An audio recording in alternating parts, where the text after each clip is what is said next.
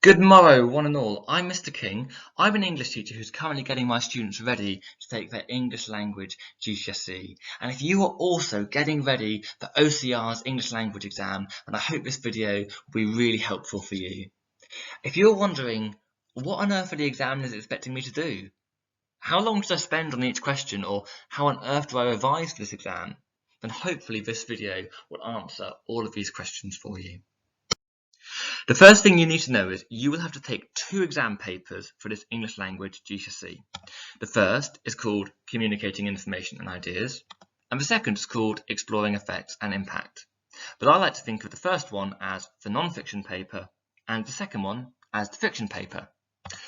Both exams will last for a total of 2 hours, and helpfully each exam follows the same two-part structure. They both begin with a reading section, which lasts an hour and 15 minutes, and they both end with a writing section, which will last 45 minutes. There's no gap between the two sections. As soon as you finish the reading section, you should go straight on to the writing section. In Paper 1, for non-fiction exam, you'll be given two extracts from two non-fiction texts. By a non-fiction text, I mean something like a letter, or a newspaper article, or an autobiography, or a diary entry, that sort of thing. Anything which isn't a made-up story, because that's the sort of text you'll get in Paper 2.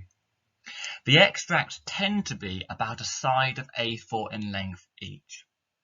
Once you've read the two non-fiction extracts at the start of the exam, and you should spend a good 5 minutes reading them really carefully, you'll be asked 4 questions to demonstrate your understanding of the two texts.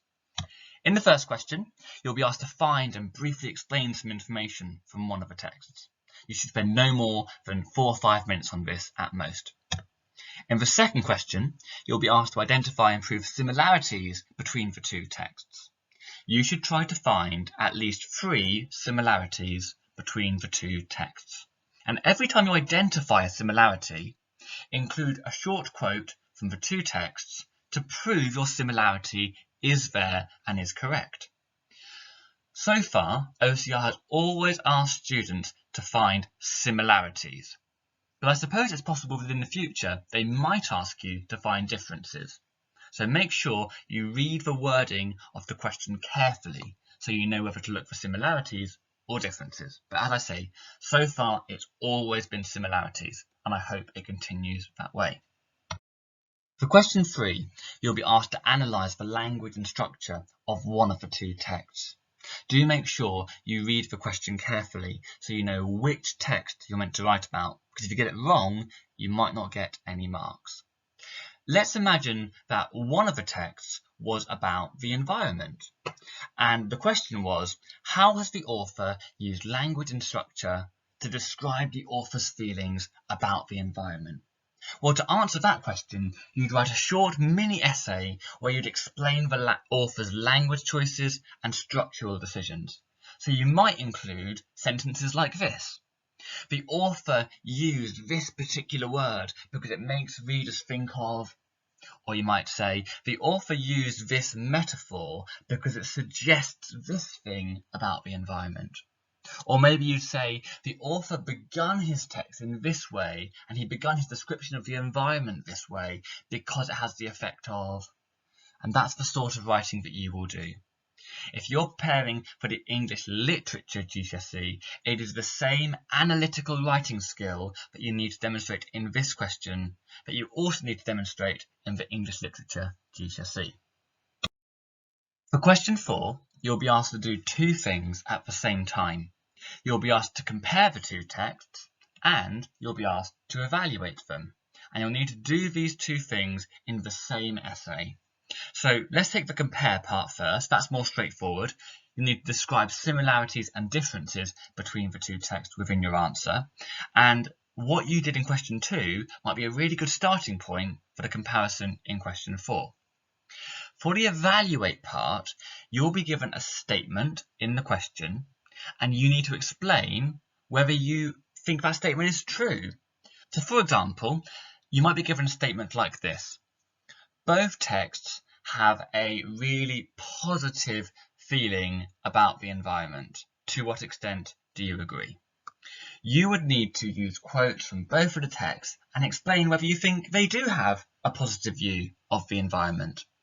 You don't need to do any of the language analysis that you did in the previous question. So you don't need to zoom in on metaphors or similes. All you need to do is use quotes to explain how far the two texts agree with the statement. Maybe you think they do agree with a statement. Maybe you think they don't agree with a statement. Maybe you think they kind of agree with a statement. You just need to explain how true you think the statement is for the two texts. And as you go through your answer, you need to be comparing at the same time. I would try to find at least 3 points of comparison between the two texts, and I'd also try to find 3 different ways the texts do or do not agree with the statement. This question is undeniably a tricky one. It's worth 18 marks, so it's a high tariff question. And to help you be as effective as possible, you should spend a good few minutes before you start writing, planning your response to this question. If you would like me to go through question 4 in more detail, do let me know in the comments below, and I can always make a video going through that in more detail. Once you've completed the reading section, you'll move straight into the writing section. And if you've done everything correctly, you should have about 45 minutes left to complete the writing section of the exam. In the writing section, you will be given the choice of 2 questions, but you should only answer one of them. You will be asked to write your own example of non-fiction writing. So you might be asked to write a letter, you might be asked to write a newspaper article, you might be asked to write a diary entry, a speech, anything like that. You should read the question really carefully because the purpose of the text will hopefully be made clear in the question. So you might be asked to write a speech which persuades people to do a certain thing, or you might be asked to write a speech which advises them to do something, and those purposes are different, so make sure you look really carefully at what the purpose of the writing is. And you'll also be told, hopefully, who the audience is. So writing a speech which persuades young people to give money to charity would be very different from write a speech advising Year 7 students how to cope with their first year of school. So look really carefully at the purpose and the audience, and also the format of the text type. So if it's a speech, you need to address your audience lots. If it's a letter, you need to begin with an address and a dear sir or madam, that sort of thing. Do spend 5 minutes at the beginning of this question planning it, and another few minutes at the end of the question proofreading it, because you do get marks for spelling, punctuation, and grammar. Paper 2, the fiction exam, is broadly speaking very similar to paper 1, the non-fiction exam. Just like the other paper, you'll begin by reading 2 extracts, but here they're extracts from fiction text. So you'll read 2 short extracts from stories, and you'll be asked 4 questions about those 2 texts. Question 1 is broadly speaking the same as the other paper. You find and explain some information. The difference is question 2. You don't need to identify and prove similarities in this question.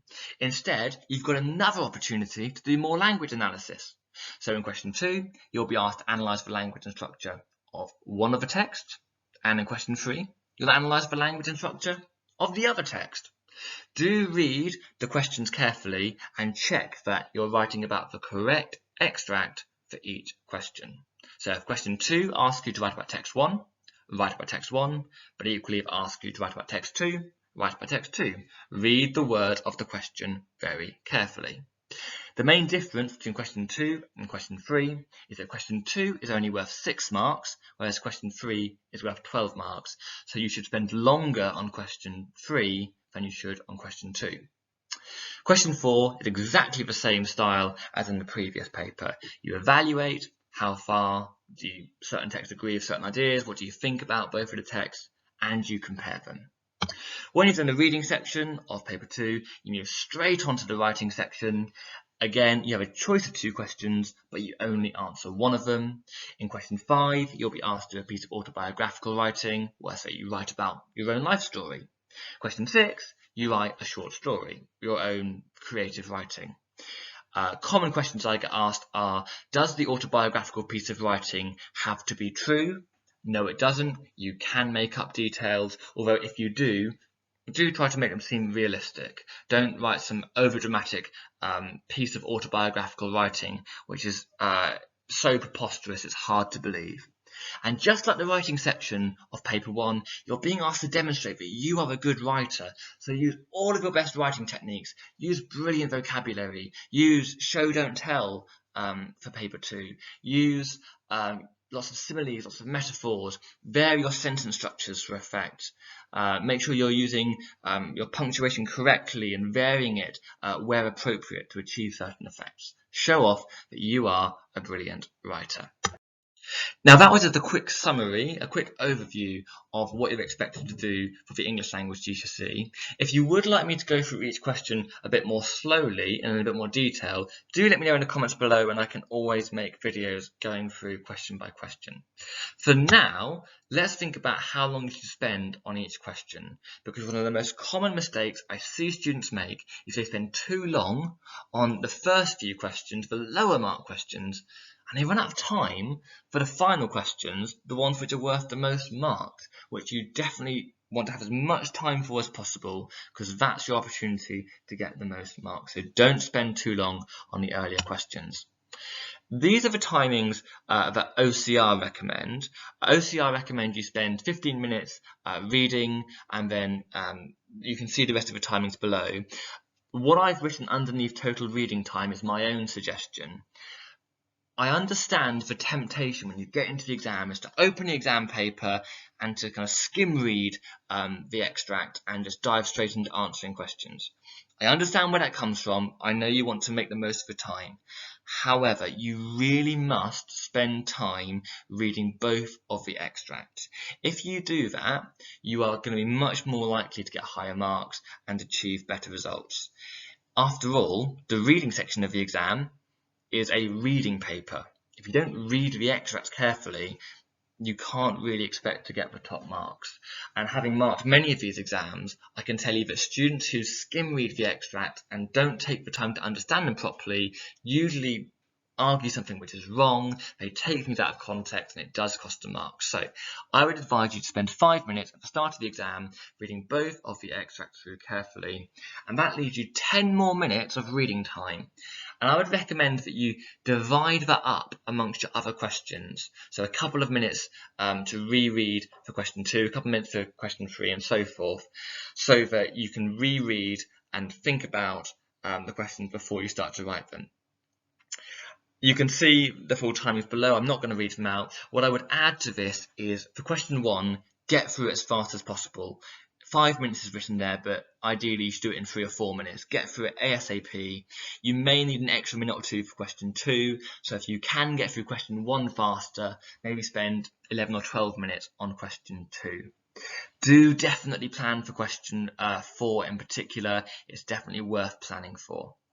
One of the other questions I get asked quite often is, given that question 5 and 6, the writing questions, worth the most marks, should you just do that one first and then do the reading section afterwards?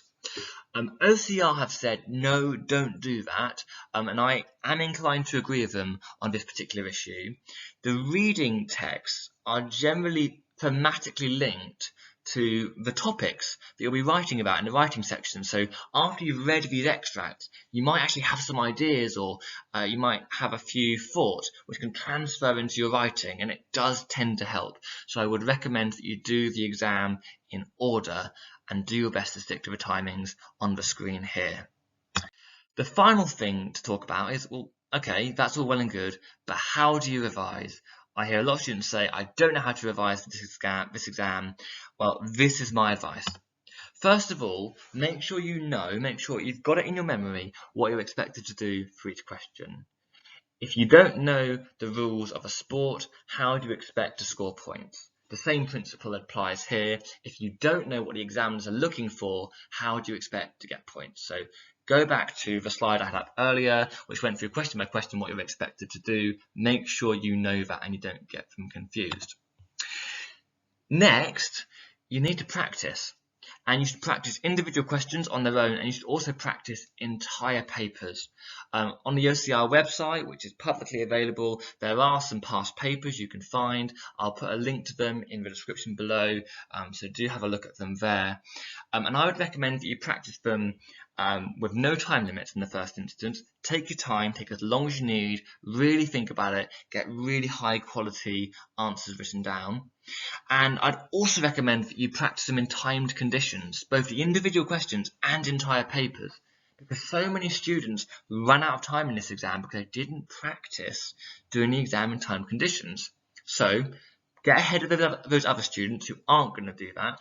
Be a student who practices in timed conditions, get used to doing it quickly, get used to doing it well, and you will stand out from other students.